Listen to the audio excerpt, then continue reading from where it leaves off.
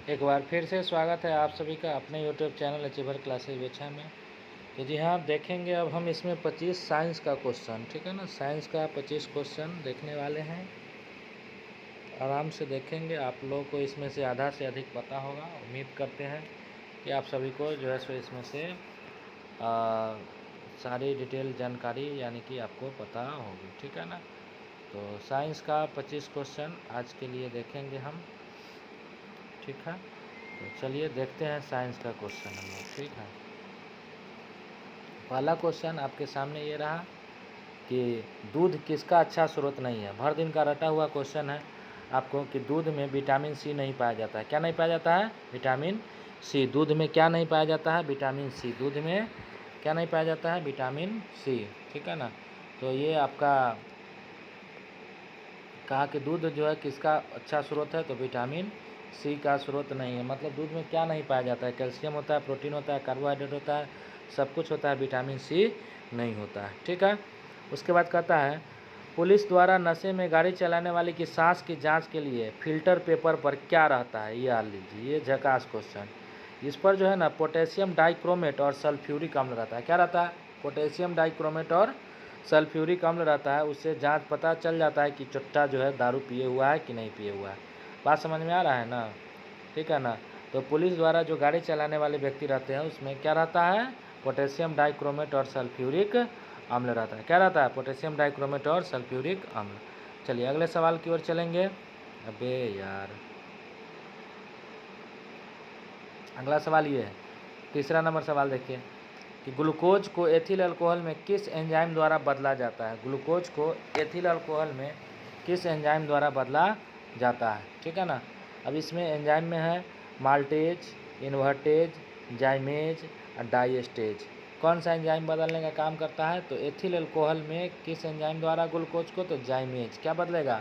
जाइमेज बदलेगा। ग्लूकोज को ethyl alcohol में बदलेगा जाइमेज। अगला क्वेश्चन है चूने के पानी को दूधिया जो हो जाता है, वह चूने के पानी दूधिया होगा CO2 में। किस में होगा? CO2 में। चूने के पानी दूधिया हो जाएगा किस में? CO2 में। चूने का पानी दूधिया किस में हो जाता है? CO2 में, ठीक है ना। पाँचवा क्वेश्चन, पेट्रोल तथा डीजल के अधूरे जलने से उत्पन्न होती है। पेट्रोल अगर डीजल अगर अधूरा जलेगा तो कार्बन मोनोऑक्साइड गैस उत्पन्न होती है, जो कि बहुत ही जहरीला गैस होती है। क्या उत्पन्न होती है? कार्बन मोनोऑक्साइड, जो कि बहुत ही जहरीला गैस होती है। क्या होती है? बहुत ही जहरीला गैस होती है, ठीक। अगला है एक घोल का pH मान 3 से 6 बदलता है। इसमें H+ आयन की सांद्रता क्या होगी? अगर 3 से 6 अगर घोल का pH मान हो जाता है तो H+ आयन की सांद्रता क्या होगी? तो 3 से 6 हो गया, यानी कि H+ आयन की सांद्रता जो होगी, देखिए यहाँ डायरेक्ट दुगुना हुआ है, तो यहाँ पे 1000 गुना जो है कम हो जाएगी। क्यों? क्योंकि यहाँ पर 3 से 6 हुआ तो अम्लीयता इसका घटा है, ठीक है ना। अम्लीयता क्या हुआ है? घटा है, ठीक है ना। तो इसलिए कम हो जाएगी। कितना कम हो जाएगी? 1000 गुना कम हो जाएगी। कितना कम हो जाएगी? 1000 गुना, ठीक है ना।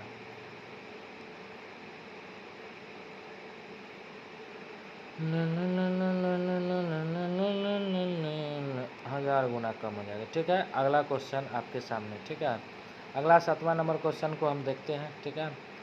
ये रहा आपके सामने 7वां कि रेत और नेप्थिलीन के मिश्रण को किसके द्वारा अलग किया जाता है। रेत और नेप्थिलीन के मिश्रण को ये देखिए अलग करने का विधि पढ़ेंगे। पढ़े हुए आप लोग पढ़े होइएगा या पढ़ेंगे तो उसमें उधर पातन होता है, क्रोमेटोग्राफी होता है, रंगीन पदार्थ को अलग करने के लिए। उधर पातन होता है, ठोस से डायरेक्ट जो है सो गैस में बदलने के लिए। तो रेत है, नेप्थिलीन है, तो इसको कौन सा विधि से अलग करेंगे? तो इसको उधर पातन विधि से अलग करेंगे। किससे अलग करेंगे? उधर पातन से अलग करेंगे। किससे अलग करेंगे? उधर पातन से। यानी कि देखिए रेत हो गया, इसमें नेप्थिलीन हो जाता है, नेप्थिलीन हो गया, अमोनियम क्लोराइड हो गया, NH4Cl जिसको बोलते हैं, ठीक है ना। कपूर हो गया, ठीक है ना। एंथ्रासीन हो जाता है, ये बेंजीन भी हो जाता है। ये सब उधर पातित पदार्थ है। ये सब केमिस्ट्री का एग्जाम्पल है। ये सब कैसा पदार्थ है? उधर पातित पदार्थ। ये लिखा हुआ है NH4Cl। क्या लिखा हुआ है? NH4Cl। तो इसको कैसे अलग करेंगे? उधर पातन विधि द्वारा। नेक्स्ट क्वेश्चन, बेंजीन में सिग्मा और पाई बॉन्डों की संख्या। ये लीजिए खतरनाक सवाल। बेंजीन में सिग्मा और पाई बॉन्डों की संख्या, ठीक है ना। अब बताइए बेंजीन जो होता है, ठीक है, उसका स्ट्रक्चर बनाते हैं। बड़ी ही सावधानी से समझना है आप लोगों को कि अगर कहीं पे सिंगल बॉन्ड होगा तो एगो सिग्मा बॉन्ड होगा, अगर कहीं पे डबल होगा तो एगो सिग्मा होगा, एगो पाई होगा, अगर कहीं पे ट्रिपल बॉन्ड होगा तो 2 गो पाई होता है और बीच वाला बेचारा एगो सिग्मा बॉन्ड होता है। क्या होता है? सिग्मा बॉन्ड होता है। तो जो बेंजीन का सूत्र बनता है, ये बेंजीन का सूत्र बाबू साहब ऐसे बनता है। आपको सी यहाँ हो गया, सी यहाँ हो गया, ये सी है, ये सी है, यहाँ सी, यहाँ सी, यहाँ से, यहाँ सी, क्या गो हुआ? 6 गो होना चाहिए, 2 2 4 1 5 और एक यहाँ से, ठीक है। और इसमें एक एक बीच करके डबल बॉन्ड देते हैं, यानी कि यहाँ एक डबल बॉन्ड दे दीजिए तो एक यहाँ दे दीजिए, एक यहाँ छोड़ के यहाँ दे दीजिए।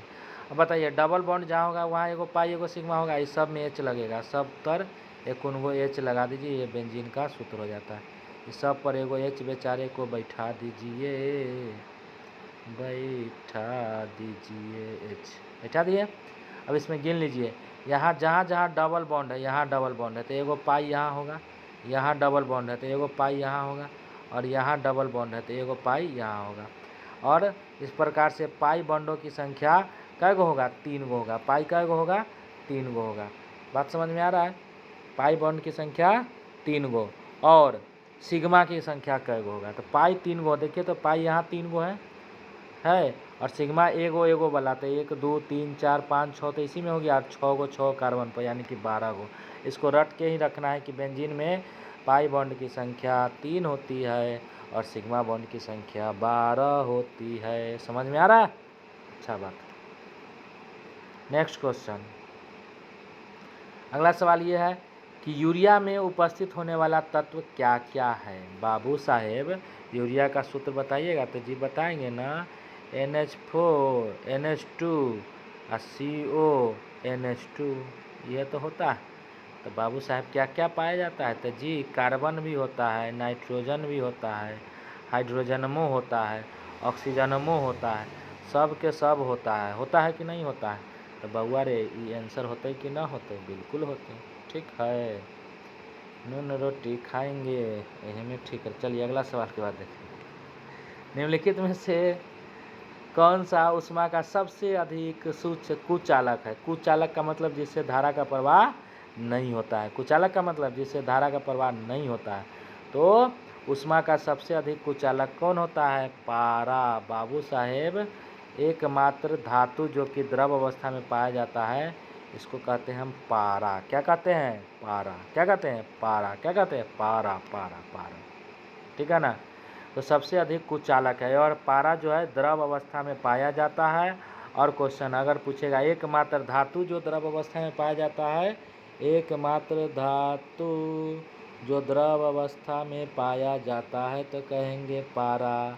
अगला कहेगा एकमात्र अधातु जो द्रव अवस्था में पाया जाता है तो उसका नाम होगा ब्रोमीन। क्या होगा? Bromine, bromine, bromine, bromine, bromine, bromine, bromine, Br, जिसका सूत्र होता है 35 नंबर पर होता है। कितना नंबर पर होता है? 35, ठीक है। Hg पारा, इसका रासायनिक नाम होता है या लैटिन नाम होता है हाइड्रा रजाइरम। क्या होता है? हाइड्रा रजाइरम, हाइड्रा रजाइरम। क्या होता है? हाइड्रा रजाइरम। नेक्स्ट सवाल ये रहा आपके स्क्रीन पे, 11 नंबर सवाल। विटामिन जो रक्त के थक्के बनने में प्रभावित होता है, ये भर दिन का रटा हुआ क्वेश्चन। कौन सा विटामिन? विटामिन के। कौन सा विटामिन? विटामिन के। महिला सेक्स हार्मोन क्या होता है? महिला सेक्स हार्मोन कौन सा होता है? तो एस्ट्रोजन होता है। क्या होता है? एस्ट्रोजन। और इसी में पुरुष कहेगा तो प्रोजेस्टेरोन। क्या होता है? प्रोजेस्टेरोन, ठीक है ना। और महिला सेक्स हार्मोन एस्ट्रोजन, ठीक है। अगला सवाल की ओर चलते हैं। चलिए ये रहा अगला सवाल, ये रहा, इधर आ गया, ठीक है। अब बतलाइएगा अगला सवाल, बतलाइएगा कि पार्किंसन बीमारी के उपचार के विकास के लिए किसे को नोबेल पुरस्कार से दिया गया था? पार्किंसन एक बीमारी होती है, इसके लिए अवेड कार्लसन को मिला था। किसको मिला था? अवेड कार्लसन को। थायराइड ग्रंथि किसके की खराबी किसकी कमी के कारण हो जाता है? बताइए। थायराइड गले में जो रोग हो जाता है वह बिल्कुल सी आयोडीन की कमी के कारण होता है। किसके कमी के कारण होता है?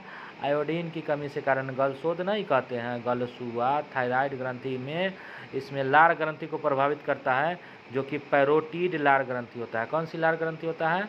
पैरोटीड। कौन सी? पैरोटीड। कौन सी? पैरोटीड। अंडरस्टैंड। चलिए अगला। करवाहट के लिए मानव का जीभ का संवेदनशील भाग कौन सा है? क्या बात है, क्या बात है। फिर से रहा अगला सवाल। करवाहट के लिए मानव जीभ का संवेदनशील, यानी कि करवा किधर लगता है? तो बाबू साहेब, ये जीभ होता है। अरे हिलन डोलन, ये जीभ होता है। अच्छा बात है। इसमें बीच में कोई स्वाद नहीं पाया जाता है और आगे से बिल्कुल मीठा पाया जाता है, और पीछे वाला भाग में बिल्कुल कड़वा पाया जाता है। यहाँ पर कड़वा बउआ रे, और यहाँ पर कैसा? मीठा। अगला भाग में मीठा। बात समझ में आया? इधर वाला साइड वाला भाग में जो है ना, कैसा पाया जाएगा? तो नमकीन। कैसा? नमकीन। ठीक है। और नहीं सॉरी, इधर वाला भाग में यहाँ पर, और ये वाला भाग जो होता है आपका खट्टा होता है। क्या होता है? ये वाला भाग, ये वाला पोर्शन जो दोनों बना है ये खट्टा दिखाता है, और यहाँ वाला पोर्शन नमकीन होता है। बात समझ में आ रहा है? तो इस तरह से ये होता है। चलिए अगला सवाल। अदरक तना है जड़ नहीं, क्यों? बताइए क्यों। हम क्या जाने के लिए क्यों? अदरक तना नहीं, तना है जड़ नहीं, क्यों? तो क्योंकि इसमें नोड और इंटरनोड होते हैं। ये बात बकलॉजी का है। बात समझ में आया? बकलॉजी में पढ़े थे नोड और इंटरनोड। अदरक तना है जड़ नहीं क्योंकि इसमें नोड और इंटरनोड होते हैं। निम्न में से सबसे मीठी चीनी का नाम बतलाइए। फ्रक्टोज। सबसे मीठी चीनी का नाम फ्रक्टोज। सबसे मीठी चीनी का नाम फ्रक्टोज। सबसे मीठी चीनी का नाम फ्रक्टोज। निम्न में से कौन सा सच्चा फल नहीं है? सेब सच्चा फल नहीं होता है। कौन सा नहीं होता है? सेब। ठीक है ना। अगला क्वेश्चन। फलियां अत्यधिक पौष्टिक होती है क्योंकि उनमें प्रचुर मात्रा में पाई जाती है। फलियां जो है अत्यधिक पौष्टिक होती है क्योंकि उनमें प्रचुर मात्रा में पाई जाती है। क्या पाई जाती है? प्रोटीन। उसमें प्रचुर मात्रा में प्रोटीन पाई जाती है। अगला सवाल ये रहा। लौंग एक मसाला है जो पौधे के किस भाग से प्राप्त होता है? अनहरो बताएगा, आप लोग तो बता ही दीजिएगा। लौंग जो है पौधे के किस भाग से प्राप्त होता है? तो फूलों की कली से। कहाँ से प्राप्त होता है? फूलों की कली से। उसके बाद बताइएगा, मांसपेशियों में दर्द के उपचार में उपयोग होने वाला विकिरण, कौन सा विकिरण का प्रयोग किया जाता है? इंफ्रारेड। इंफ्रारेड। किसका? इंफ्रारेड का प्रयोग किया जाता है। पित्तल किन दो धातुओं का मिश्रण है? तो पित्तल को याद रखेंगे पिताजी। क्या याद रखेंगे? पिताजी। पिताजी मतलब पित्तल है तांबा और जिंक का। किसका? तांबा एवं जस्ता का। तांबा एवं जस्ता का। ये रहा पित्तल, पिताजी, पिताजी, पिताजी, पिताजी। ठीक है ना। तांबा एवं जस्ता, तांबा एवं जिंक, जिंक का होता है। ठीक है ना। पिताजी से याद रखेंगे। ठीक है ना। कांसा को याद रखेंगे कांटी तार। ठीक है ना। अब है 23 नंबर सवाल। ठीक है ना। 23 नंबर सवाल कि गर्म करने पर एक अर्धचालक का प्रतिरोध क्या हो जाता है? अर्धचालक का प्रतिरोध घटता है। किसका होता है? अर्धचालक का प्रतिरोध घटता है। उसके बाद फैराडे स्थिरांक। फैराडे स्थिरांक जो होता है इलेक्ट्रोलाइट की मात्रा पर निर्भर करता है, इलेक्ट्रोलाइट में पारित विद्युत धारा पर निर्भर करता है, विलायक के आयतन पर निर्भर करता है जिसमें इलेक्ट्रोलाइट घोला गया है, और सार्वभौमिक स्थिरांक है। तो जी हाँ, फैराडे जो है स्थिरांक एक सार्वभौमिक स्थिरांक है फैराडे। ठीक है ना। और माइक्रो फैराड में पृथ्वी की धारिता कहेगा तो 711 माइक्रो फैराड होता है। 711 माइक्रो फैराड होता है। ऐसे तो अनंत माना जाता है। और एक लास्ट सवाल बउआ वाला क्वेश्चन ये रहा कि प्रकाश वर्ष किसका मात्रक है? दूरी का। किसका मात्रक है? प्रकाश वर्ष दूरी का मात्रक है। किसका मात्रक है? प्रकाश वर्ष दूरी का मात्रक। ठीक है। मिलते हैं फिर से अगले सेशन में और से क्वेश्चन को लेकर के, जिसमें रहेगा भारतीय राष्ट्रीय आंदोलन। ठीक है ना। और भी क्वेश्चन रहेगा। तो इसके लिए आप 15-15 मिनट समय निकालते रहिए और इसी तरह से देखते रहिए। जो लोग देखे हैं बहुत बहुत धन्यवाद, नहीं देखने वाले लोग को और धन्यवाद। ठीक है। चलिए मिलते हैं फिर से नेक्स्ट वीडियो में। तब तक के लिए अलविदा, बाबा टाटा, सी यू। फिर मिलेंगे कि नहीं मिलेंगे।